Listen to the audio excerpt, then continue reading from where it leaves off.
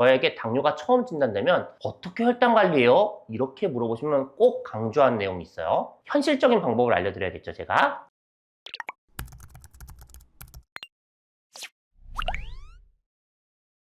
오늘의 주제는 지긋지긋한 그리고 무서운 당뇨병입니다. 네, 근데 이게 혈당 조절이 핵심이잖아요. 네, 그렇죠. 사람 몸이라는 게 기계가 아닌지라 다 다를 거란 말이죠. 어떤 분들은 또 잘 조절이 안 되시고 어떤 분들은 수월할 수 있으실 텐데, 오늘 시간을 통해 왜 혈당 조절이 잘 안 되는가에 대한 이야기를 좀 나눠볼까 합니다. 당뇨 환자들이 오실 때 당화혈색소라고 해서 당화혈색소 7.0 이상으로 당뇨가 조절이 안 되는 분들에게는 약물 치료뿐만 아니라 생활습관 관리도 꼭 물어보고 있어요.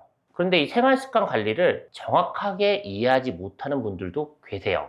열심히 약만이 아니라 생활습관 관리도 같이 해야 해요 라고 설득은 하는데, 나는 먹는 것도 적고요, 운동도 하는데 왜 안 되는지 모르겠어요, 이런 분들도 있어요. 특히나 이미 먹는 당뇨약으로는 더 이상 약 단계를 올릴 수 없고 이제는 인슐린 주사 치료를 고민해야 하는 그 타이밍의 환자에게는 정말 마지막으로 철저하게 식단 관리와 운동을 챙겨봅시다 라고 설득도 해요. 그런데 여러분 중에 도대체 뭘 신경 써야 돼요? 내가 뭘 잘못하는지 모르겠어요. 식단에서 살 안 찌는 거 먹고 있고요, 그리고 운동도 하는데 뭘 더 해야 되는지 모르겠어요. 이런 분들께 제가 오늘 일상생활 속에서 놓칠 수 있는 혈당 올리는 잘못된 습관에 대해서 설명해 드릴게요.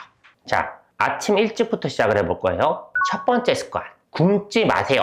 아침 식사는 드시는 게 낫습니다. 여러분이 식단 관리를 하겠다고, 적게 먹겠다고 하루에 일식만 혹은 간헐적 단식으로 혹은 저녁부터 쭉 굶고 아침까지 굶고 점심때쯤 먹는다 이러면요, 오히려 혈당이 불안정해지고요, 무언가를 한참 굶었다가 먹으면 식후 혈당이 급격하게 오르는 원인이 됩니다. 여러분께 적게 드시라는 말은 하루에 3번 정도 규칙적으로 나눠서 먹으란 이야기고요, 전체 먹는 열량을 늘리진 말라는 뜻이에요. 굶고 먹고 굶고 이러지 마시고 규칙적으로 나눠서 먹되 전체 열량을 줄이는 소식을 하시라는 뜻이죠. 이 식단 관리는 살을 안 찌게 적게 먹고 혈당을 안 올리는 채소도 잘 드시면 좋겠지만 아침을 굶는 게 아니라요, 나눠서 규칙적으로 적게 먹는 게 정답입니다. 아침 굶지 마세요.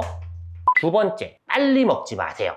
식단 관리를 적극적으로 하신다면 이제부턴 천천히 먹는 연습도 같이 해주세요. 우리에게 주어진 점심시간, 저녁 식사 시간은요, 아무리 짧아도 보통 30분은 넘어요. 여러분이 밥을 급하게 빨리 먹을수록요, 혈당도 빠르게 올라가고 과식을 할 수 있게 됩니다. 여러분이 천천히 먹을수록 먹는 양도 적게 먹을 수가 있어요. 저는 적어도 20분 이상은요, 식사 시간을 가지고요, 적어도 20분 이상을 씻고 삼키고 하세요, 이렇게 말씀드립니다. 그런데 현실적인 방법을 알려드려야겠죠, 제가. 급하게 먹는 분들이라면 사람들과 함께 대화하면서 같이 식사하는 방법이 좀 천천히 먹을 수 있는 좋은 방법이고요. 혹시 혼자 드셔야 한다면 동영상이나 취미가 되는 책을 보면서 천천히 쉬어가며 먹는 방법도 추천드려요. 단, 뭔가 보면서 급하게 빨리 막 먹는 분들도 계시거든요. 그러면 안 되고요, 천천히 먹는 연습으로 무언가를 보면서 먹더라도 의식적으로 수저와 젓가락을 중간중간 내려놓고 씻고 삼키는 것을 해보세요.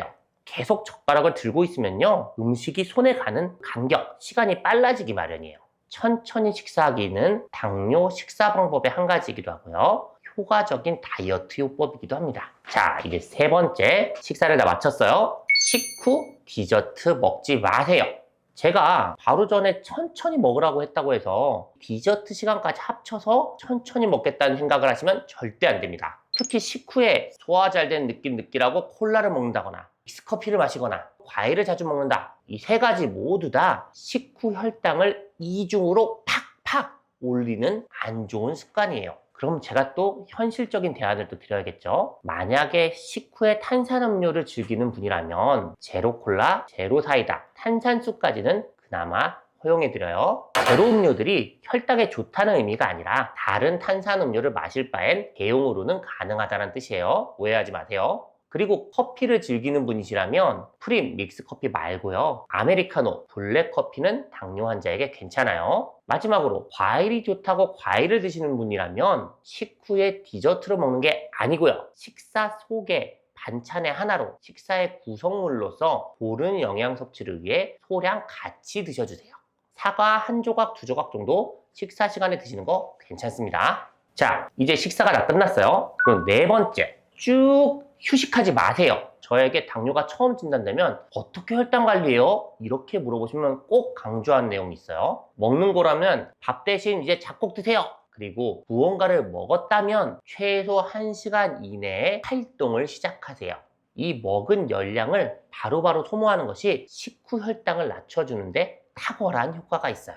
먹고 나서 잠시 동안 소화가 잘 되라고 소파에 기대에 앉아 있는 거 괜찮습니다. 그러나 20분을 넘기지 마세요. 20분 넘기면요 어느 순간 잠들 수도 있어요. 20분이 지나기 전에 걷던 산책하던 가볍게 뛰던 꼭 식후에는 잠시 운동하는 습관을 가집시다. 자, 이제 다섯 번째예요. 아무 피로회복제나 드시지 마세요. 통증 주사 함부로 맞지 마세요. 평소에 당뇨 약으로 당뇨가 잘 조절되던 분들이 두세 달 만에 갑자기 당화 혈색소가 2 이상 올라서 오시는 분들이 꽤 있어요. 제가 물어보죠. 생활 습관도 변한 것이 없대요. 약도 잘 드셨대요. 어디 새롭게 아픈 데도 없대요. 제가 그럼 다시 물어봐요. 혹시 피로 회복을 위해 힘이 나라고 아니면 어디 아파서 잠시 주사 시술 받은 적 없나요? 이렇게 여쭤보면요 자주 등장하는 것들이 있어요. 아, 요새 힘이 없어서 피로회복제를 먹었어. 아니면 기운나게 해준다는 한약을 먹었어. 흑염소를 먹었어. 영양제를 새롭게 시작했어. 꿀을 먹기 시작했어. 무슨 즙이 좋다고 해서 무슨 즙을 먹기 시작했어. 여러분 생각을 해보세요. 기운이 없어서 기운이 나게 하는 각종 영양제, 각종 액들은요 에너지 드링크를 먹는 거랑 비슷한 거예요. 우리 몸이 빠르게 사용할 수 있는 에너지의 가장 기본이 당 성분인데 각종 피로회복제, 영양제, 즙들에는 이 당 성분이 높게 함유되어 있을 가능성이 높다라는 뜻이랑 똑같아요. 각종 피로회복제, 강장제들은 일반인에게는 힘나게 해주는 도움이 될 수도 있지만 당뇨 환자에게는 독이 됩니다. 또 뼈나 관절 등에 놓는 통증 주사들이 있는데 종종 그 주사제 안에는 혈당을 급격하게 높이는 스테로이드가 섞여 있는 경우가 있어요. 치료의 과정에 꼭 필요한 경우는 주사 맞아야 되죠. 하지만 당뇨 환자는 꼭 주사 시술 전에 본인이 당뇨 환자라는 것을 알려야 하고요. 꼭 필요한 경우에만 제한된 횟수로 맞는 것이 중요하겠습니다. 자, 마지막 여섯 번째예요. 하루 동안 먹는 것을 알려드리고 활동하는 것도 알려드렸고 조심해야 될 것도 알려드렸어요. 이제 잠이에요. 잠을 7시간 주무세요. 잠을 너무 짧게 자는 분들, 잠을 너무 부족하게 자는 분들이 많아요. 가장 피로 회복에 좋은 수면 시간은 약 7시간입니다. 9시간, 10시간 이상 더 많이 잔다고 해서 피로가 더 잘 풀리는 건 절대 아니에요. 더 많이 자면은 더 필요하다는 연구 결과도 정말 많아요. 반대로 짧은 수면 시간과 불량한 수면 인생, 밤중에 자주 깨는 거 말하는 거예요. 그것은 스트레스 호르몬 분비에 영향을 줘서 당뇨 환자의 혈당 관리에 악영향을 미칩니다. 즉, 수면은 적절히 7시간 정도를 자자 기억해 주세요. 이렇게 아침부터 밤까지 일상생활에서 당뇨 환자분들이 섬세하게 혈당 관리하는 방법을 알려드렸어요.